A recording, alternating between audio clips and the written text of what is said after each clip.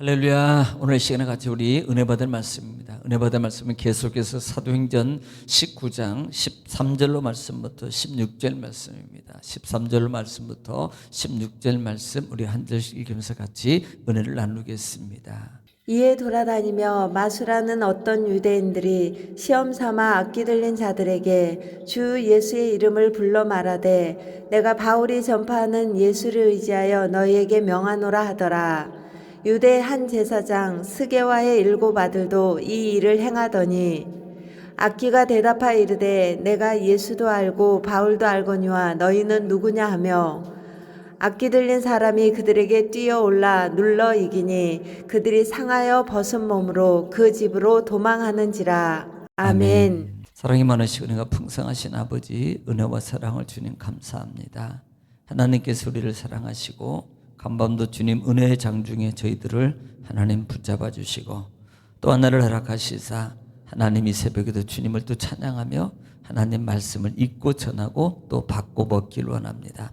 말씀은 하나님이시요, 말씀은 예수님이시요, 성령님이시요, 영이시요, 지혜요, 능력이요, 치유요, 응답이요, 하나님 축복이오니 이 시간도 하나님의 말씀의 큰 권세와 권능을 생명으로 저희들에게 베풀어 주시옵소서.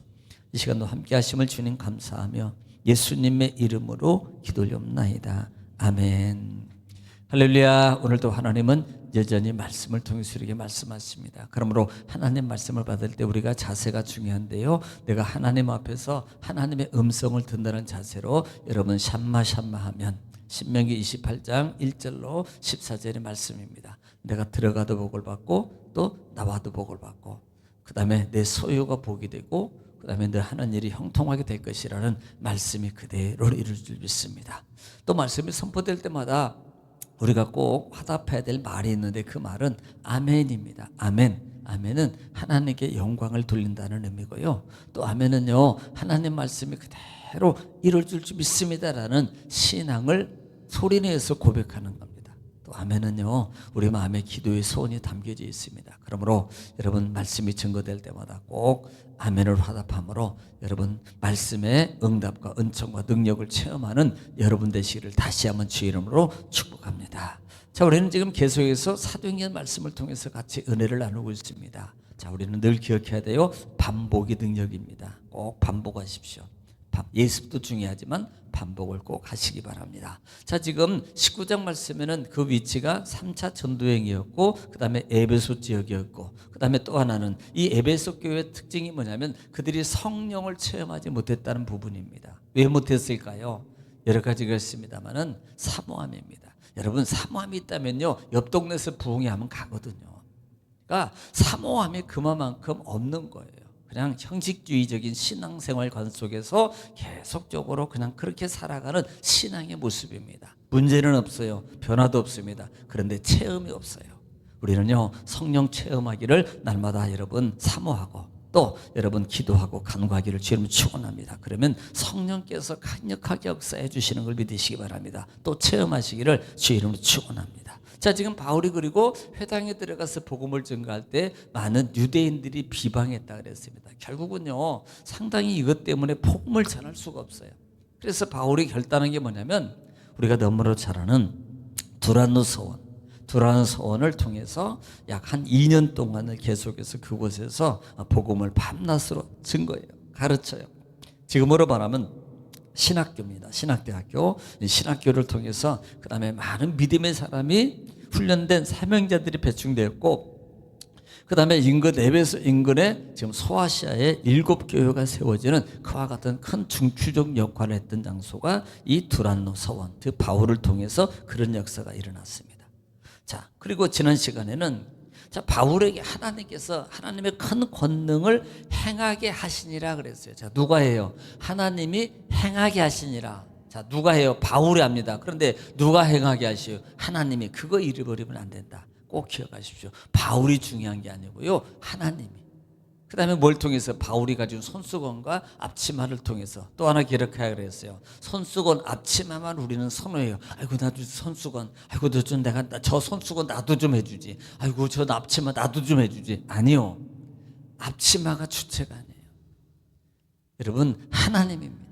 그만큼 이것은 사모함을 가리킨다 그랬어요. 사모하는 자에게 만족해 하시고 줄인 영혼에게 채워주시는 하나님이신 걸 믿으시라 이 말입니다. 그러니까 내가 얼마만큼 사모함의 삶이냐 모습이냐 중요해요. 그래 하나님 나도 좀 해주세요. 요 정도 가지고는 사모함이 아니에요. 이건 다 누구든지 다 그 정도는 가지고 있어요. 그러니까 그 정도 이상을 할 줄 아는 신앙의 삶의 표현이 있어야 된다. 그럴 때 하나님께서 역사가 일어난다라고 말씀을 드렸습니다. 자, 오늘은 13절 말씀부터입니다. 13절 말씀부터 이에 돌아다니며 마술하는 어떤 유대인들이 시험 삼아 악기 들린 자에게 주 예수의 이름을 불러 말하되 내가 바울이 전하는 예수를 의지하여 너에게 명하는지라 하더라.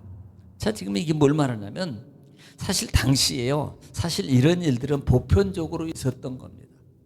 그러니까 무속적인 신앙관을 가지고 있는 사람, 보통 우리 드라마 같은 경우도 예수님으로 하나님으로 예수 이름으로 예수님으로 이렇게 그런 장난삼아도 하잖아요. 근데 그때 당시에 그 지역에 또 그때장은 어떤 무속적인 관점에서 본다면 그때 당시에 예수님 이름만 아니라 여러 가지 이름을 마음대로 주술적 용어로 사용했어요. 예. 그런데 특별히 이 부분은 유대인들이 마술을 행하는 유대인들입니다. 그러니까 이게 제대로 된 이게 유대인들이에요. 유대인인데 가짜 신앙인들이에요. 가짜 신앙. 그러니까 무속적 마술을 행한다는 마술은 속이는 거라 그랬잖아요. 영적으로는 거짓영이라고 그랬어요. 그러니까 이 속이는 자들이 시험을 삼아서 예수 이름을 해보는 거예요. 되겠어요? 안 되겠어요? 더 안 되겠어요? 안 되죠. 당연히. 시험해 보잖아요. 그러니까 주 예수를 물론 그렇게 시험해 보는 거예요. 그런데 정말 우리는 절대 이렇게 하면 안 됩니다. 주의 하나님을 시험하지 말아야 돼요. 하나님을 시험하면 결코 여러분 이게 좋은 일이 있겠습니까? 하나님의 진노지요. 그러니까 절대로 우리는 하나님의 시험 삼아서 뭘 해보려고 이렇게 하면 안 돼요. 할렐루야. 우리는 믿음으로 할렐루야. 혹시 내가 믿음 없으면 믿음 달라고 그래. 달라고. 하나님 나에게 믿음 주세요. 시험 삼아지 하지 말고요. 자, 그리고 14절 말씀입니다. 자, 유대인의 한 제사장 스게와의 7 아들도 이 일을 행하니 그랬어요. 자, 지금 유대인의 한 제사장 스게의 7 아들도 이 일을 행하니라. 그러니까 아니 여러분 좀 생각해 보세요. 지금 이 에베소 교회에 왜 제사장이 있습니까? 여기에 회당이 있는 것도 아니고 예를 성전이 있는 것도 아니고 회당은 성전하고 다르다 그랬어요. 회당은 성전하고 다릅니다. 그러니까 어떤 공동체들이 모여서 10명만 있으면 회당을 짓는다 그랬잖아요. 그래서 그 회당은요 그냥 어떤 공부한 서로 교제하고 그 다음에 논쟁하고 그 다음에 가르치고 이런 자기들끼리 그냥 신앙 얘기하고 이런 장소예요. 이런 장소입니다. 예배의 장소가 아니었어요. 그러므로 이 에베소 교회에 왜 이 제사장이 있냐 이 말입니다. 그 이유는 학자들은 2가지를 얘기해요. 첫째는 제사장이 아니고 제사장 가문에 속한 사람일 수 있다. 이렇게 말을 합니다. 또 한 분류는 자신이 장사 이익을 위해서 자기 이익을 위해서 나는 제사장이야. 가짜로 자기 거짓말하고 있다는 거예요. 거짓말. 그러니까 제사장이 아닌데 자기 이익을 위해서 예를 들면 예를 들어 학교 안 나오면 나는 대학 어디 나와서 이렇게 한다든지 이런 것들 등등등. 그러니까 자기 과시형 어떤 이익과 자기 어떤 것을 위해서 그렇게 사용하는 그런 제사장일 수 있다라는 말입니다. 그런데 왜 그러냐면 이 스게라는 이름이 유대인의 그 제사장 문헌에 나오지 않아요. 여기만 나온다 이 말입니다. 그러니까 제사장이 아니고 지금 거짓으로 자기 이익을 위해서 속이는 자일 수도 있다. 그러니까 그 아들 7 있는데 7 아들도 이 일을 행하더니 다시 말하면 결국은요 유대인 중에 주술적인 관계를 하고 있는 이들이에요. 주술하고 돈 벌고 그다음에 점쳐주고 돈 벌고 타로 점쳐주고 돈 벌고 이렇게 하는 어떤 그런 관계로 볼 수 있다 이 말입니다.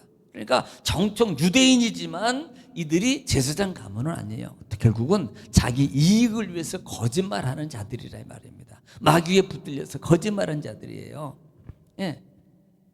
그래서 이들이 15절에 아들이 있었는데 악귀가 이제 이 아들도 그 일을 이름을 사용하는 거예요. 그 일을 행한다 이 말입니다. 그러니까 악귀가 대답하여 이르되 내가 예수도 알고 바울도 알거니와 너희는 누구냐 하며 그래요. 바울도 알고 예수도. 야 여러분, 귀신은요 귀신같이 알아요. 우리가 흔히 말하잖아요. 귀신은 귀신같이 말한다. 사실 마태복음, 마가복음 5장 같은 경우도 5장 7절 말씀 같은 우리는 거라사 지방에 군대 귀신 들린 우린 청년 알잖아요. 참 힘도 세고 누구도 못 막아. 얼마나 강력한지. 그런데 예수님께서 그 거라사 지방을 들어가려고 그 근처로 오니까 청년이 무덤에 있다가 무덤 근처에 있다가 예수를 보게 돼요. 그리고 7절 말씀에 이렇게 말합니다. 당신이 하나님의 아들인데 나는 좀 내버려 두세요. 이걸 말하는 겁니다. 그러니까 귀신은요 하나님 알아요. 귀신같이 안다고요. 그런데 예수 그리스도를 빙자해서 거짓말로 그렇게 하는 이들의 모습을 보면서 이 귀신들 이 귀신들 들린 사람들이 그렇게 말하는 거예요. 악귀가 예수도 알고 바울도 알거니와 너희는 누구냐? 너희는 누구냐는 거예요. 자, 16절 말씀. 악귀 들린 사람이 그들의 뛰어올라 눌러 이기니 그들이 상하여 벗어봄으로 그 집에서 도망하는지라 그래요. 여러분 조심해야 될 것 중에 바로 그겁니다. 제가 이제 집회 가서도 그런 일들이 있었다고 얘기했잖아요. 자기가 영적 힘이 없어요. 영적 힘이 없는데 귀신 들린 사람이 왔어요. 그래서 기도를 하는데 아니 자기가 잘 아는 사람이라고 와서 원래 그렇게 기도하면 안 되는 거예요. 예를 들어서 제가 아픈 사람을 위해서 기도할 때 집사님 예를 들어 같이 기도합시다. 같이 손 놓고 기도합시다. 이러면 문제가 안 생깁니다. 그런데요. 제가 이제 강사로 갔잖아요. 근데 이제 가서 이제 집회하고 기도와 통성기도 귀신 들린 사람을 거의 기도를 해 주는데 아니 좀 안타깝다고 와서 옆에서 이렇게 손을 같이 대고 기도하더라고요. 그쪽으로 갔어요. 이게요. 이 사람의 귀신이 이쪽으로 가버린 거예요. 여러분 이게 무서운 겁니다. 영적 관계가요. 그러니까 안타까운 마음이 있을 때는 그냥 옆에서 기도해 주는 거예요. 그러니까 같이 기도하는데 같이 손을 놓고 기도를 하는 거예요. 허락도 안 받고. 그러니까 이런 거 영적 관계이기 때문에 이런 조심해야 되는 겁니다. 그러니까 귀신은 귀신같이 알아요. 그래서 네가 누구냐? 나는 예수도 알고 다 아는데 너 별것도 아닌 거. 이거 뭐예요? 조롱하는 말이에요. 조롱하는 말. 너 별것도 아닌 것이 나한테 기도해? 그리고요 그것에 올라타가지고 막 누르는데 저 그런 경우 많이 봤습니다. 기도해 주러 간다고 기도해 준다고 해놓고 나중에는 지네들이 눌려 있어요. 막 깔고 밑에 눌려 있어요. 힘 없어가지고. 그러니까 그렇게 해서 그러니까요 얼마나 휘저었던지 그들이 뭐예요? 그들이 상하게 되고 벗은 몸으로 그 집에 도망하니라. 제가 이 성경 읽으면서요 웃어요. 가끔 이 웃기는 장면 아닙니까? 막 해준다고 갔다가 눌려가지고 옷 벗기고 다 벗겨가지고 그 빨개벗은 모습으로 막 나 살려 사람 살려 하고 도망가는 모습 보세요. 정말 이 가관이 아니잖아요. 오늘 여러분 우리가 정말 중요하다. 영적 힘이 너무나도 중요하다는 사실을 알아야 돼요. 내가 영적 힘으로 무장하지 아니하면 사단들은 나를 눌러요. 나를 괴롭힌다고요. 내가 영적 힘으로 내가 무장하지 않으면 내가 사단에 눌려서 사단은요 우리를 올라타서 누른다니까요. 우리 마음을 누르고요. 우리 생각을 누르고요. 우리 몸을 눌러서 병들게 만들고요. 우리 머리와 마음과 생각을 눌러서 고민하게 만들고 막 신경 쓰게 만들고 막 신경쇠약에 걸리게 만들고요. 이렇게 마귀는 우리를 눌러버린단 말이에요. 영적 관계에서 우리는요 그렇기 때문에 우리가 영적으로 깨어있어서 내가 영의 자태를 힘을 가지고 있지 않으면 여의 마귀에서 못 벗어난다고 눌린 가운데서. 그럼 우리는 날마다 깨어있어서 우리가 성경은 분명히 뭐라 그래요? 마귀로 틈을 타지 못하게. 여러분 마귀로 틈 타지 못하게 우리가 날마다 깨어있어서 막 찬송하고 그러니까 찬송하고 찬송 많이 하고 그다음에 수시로 찬송하고 하나님 말씀 붙잡고 찬송하고 말씀 붙잡는 사람 기도 안 하는 사람 못 봤습니다. 찬송하고 말씀 붙잡는 사람은 반드시 기도하기 왜 그 관계가 같이 연관되어 있거든요. 그러니까 막 찬송도 하다가 어떤 사람 이렇게 하는 사람들은 찬송도 하다가 어떤 사람 막 기도도 하다가 또 말씀도 읽다가 또 기도도 하다가 또 찬송도 하다가 막 이렇게 하거든요. 깨어 있고 영적 자태가 되면 힘이 있으면 마귀가 절대 가정을 건들지 않아요. 우리 육을 질병으로 만지지 않고요. 또 그 다음에 환경과 물질과 많은 것을 통해서 우리를 괴롭히지 않는다 이 말입니다.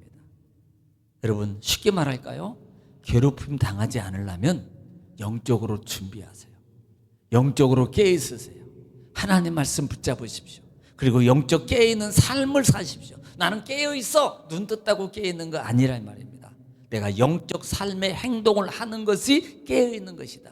그러므로 그 힘을 통해서 우리는 사단의 세력의 공격을 언제든지 방해할 수 있고 또 공격이 와도 이것은 사단이 하는 거야 빨리 깨닫고 강력한 예수 그리스도로 찬송으로 말씀으로 물리치고 승리함으로 말미암아요. 우리는 많은 것들로 말미암아 하나님의 은혜와 말씀의 능력의 성령의 체험을 여러분 이루어갈 수 있다 이 말입니다.